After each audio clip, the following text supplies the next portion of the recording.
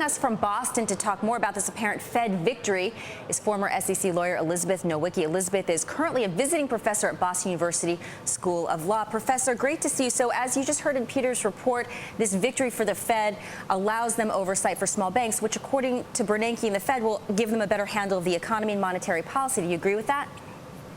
Absolutely. Absolutely. I think it's a victory. It's a good victory for the economy today. Absolutely. Federal oversight of the smaller banks is important. They're important keys in a bigger picture. So what would have happened if the Fed had lost this amendment that they were only permitted to oversee banks with $50 billion in assets or higher?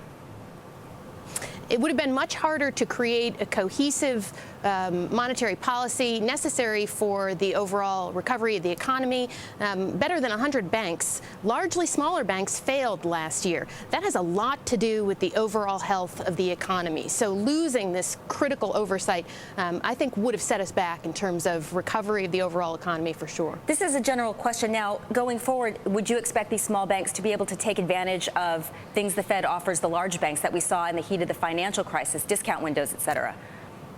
Absolutely. Absolutely. That's a critical part of the bigger picture of the overall recovery. And to be clear, the banks might not need it, right? A lot of these smaller banks are incredibly healthy, very conservative, so they might not need any help.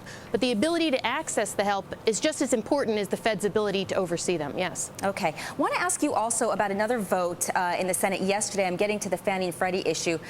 The Senate voted to direct the Treasury to study how to withdraw government support for Fannie and Freddie, rejecting a Republican deadline to end aid. So how do you feel about the outcome of this vote? It was very telling that the plan to wind down the public oversight was rejected. That says to me that Capitol Hill is leery. They don't want to repeat some of the arguably mistakes of 2008 in jumping to a bailout without full information. So I'm really heartened that Congress said we need to get full information before we do anything, rather than jumping into what might be a politically appealing plan to start winding things down. So in theory, do you feel that there should be a government-backed mortgage loan provider in our financial system?